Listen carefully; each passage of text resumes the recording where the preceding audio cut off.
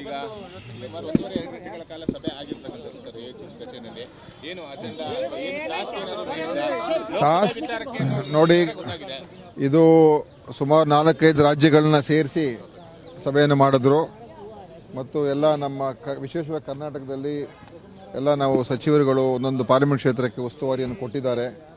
ಅಲ್ಲಿ ಪೂರ್ತಿಯಾಗಿ ಪಾರ್ಲಿಮೆಂಟ್ ಚುನಾವಣೆ ಗೆಲ್ಲೋದಕ್ಕೆ ಏನೇನು ಮಾಡಬೇಕಾಗ್ತದಕ್ಕೆ ಅದರ ಬಗ್ಗೆ ವಿವರಣೆಯನ್ನು ಕೊಟ್ಟಿದ್ದಾರೆ ಮತ್ತು AICCಯಿಂದ ಯಾವ ರೀತಿಯಾದಂಥ ವಾರ್ ರೂಮನ್ನು ಕೂಡ ಮಾಡಿ ಅದ್ರ ಮುಖಾಂತರ ಅನೇಕ ಮಾಹಿತಿಗಳನ್ನು ಮತ್ತು ಚುನಾವಣೆ ಪ್ರಚಾರಕ್ಕೆ ಏನೇನು ಅನುಕೂಲ ಆಗ್ತದೆ ಅದ್ರ ಬಗ್ಗೆ ಯಾವ ರೀತಿ ಮಾಡಬೇಕು ಅದನ್ನೆಲ್ಲ ಹೇಳಿದ್ದಾರೆ.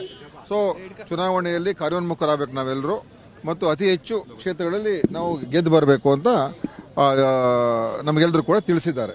ಮತ್ತು ಸಿಸ್ಟಮ್ಯಾಟಿಕ್ ಆಗಿ ಕೆಲಸ ಮಾಡಬೇಕು. ಕಾರ್ಯಕರ್ತರು ಬೂತ್ ಮಟ್ಟದಲ್ಲಿ ಪ್ರತಿಯೊಂದು ಗ್ರಾಮದಲ್ಲೂ ಕೂಡ ನಮ್ಮ ಚುನಾವಣೆಯ ಪ್ರಚಾರ ಯಶಸ್ವಿಯಾಗಿ ನಡೀಬೇಕು. ಆ ಉದ್ದೇಶದಿಂದ ಇವತ್ತು ಈ ಸಭೆ ಆಗಿದೆ. ಟಾರ್ಗೆಟ್ ಇದ್ದೇ ಅದು 28 ಗೆಲ್ಲೋದಕ್ಕೆ ಪ್ರಯತ್ನ ಮಾಡಬೇಕು, ಅದು ಬೇರೆ ಪ್ರಶ್ನೆ. ಆದರೆ ಕರ್ನಾಟಕದಲ್ಲಿ ತಮಗೆಲ್ಲ ಗೊತ್ತಿದೆ, ಪಾರ್ಲಿಮೆಂಟಲ್ಲಿ ನಾವು ಕಾಂಗ್ರೆಸ್ಗೆ ಸುಲಭ ಏನಿರಲಿಲ್ಲ. ಹಿಂದೆ ಎಲ್ಲ ಅನೇಕ ಚುನಾವಣೆ ನೋಡಿದ್ದೇವೆ. ಅದು ಈ ಸಲ ನಾವು ಗ್ಯಾರಂಟಿಗಳು ಮಾಡಿದ್ದೇವೆ, ಜನರಿಗೆಲ್ಲ ಮುಟ್ಟಿಸಿದ್ದೇವೆ, ಕಾರ್ಯಕ್ರಮಗಳು ರೂಪಿಸಿದ್ದೇವೆ ಮತ್ತು ಅಸೆಂಬ್ಲಿಯಲ್ಲಿ ಒಳ್ಳೆ ರಿಸಲ್ಟ್ ಬಂತು. ಸೊ ಇದರಿಂದ ಹೆಚ್ಚು ನಿರೀಕ್ಷೆ ಕರ್ನಾಟಕದಿಂದ ಇದೆ. ಆ ನಿರೀಕ್ಷೆಯ ಮಟ್ಟದಲ್ಲಿ ನಾವು ಮಾಡ್ತೀವಿ ಅಂತ ಕೂಡ ಅವ್ರಿಗೆ ಆಶ್ವಾಸನೆ ಕೊಟ್ಟಿದ್ದೀವಿ. ಪರ್ಟಿಕ್ಯುಲರ್ ಏನಿಲ್ಲ, ಎಲ್ಲ ಜನರಲ್.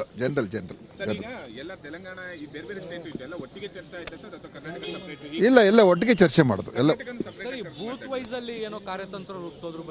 ಅದು ಮಾಮೂಲಿ ಇರ್ತದೆ. ಎಲೆಕ್ಷನ್ ಟ್ಯಾಕ್ಟಿಕ್ಸ್, ಎಲೆಕ್ಷನ್ ಸ್ಟ್ರಾಟಜಿ ಬಗ್ಗೆ ಇದೆ. ಅದೆಲ್ಲವನ್ನು ಇಲ್ಲಿ ಹೇಳೋಕ್ಕಾಗೋದಿಲ್ಲ. ಅದು ಎಲೆಕ್ಷನ್ ಸ್ಟ್ರಾಟಜಿ ಯಾವ ರೀತಿ ಮಾಡಬೇಕು ಅಂತ ಹೇಳಿದ್ದಾರೆ.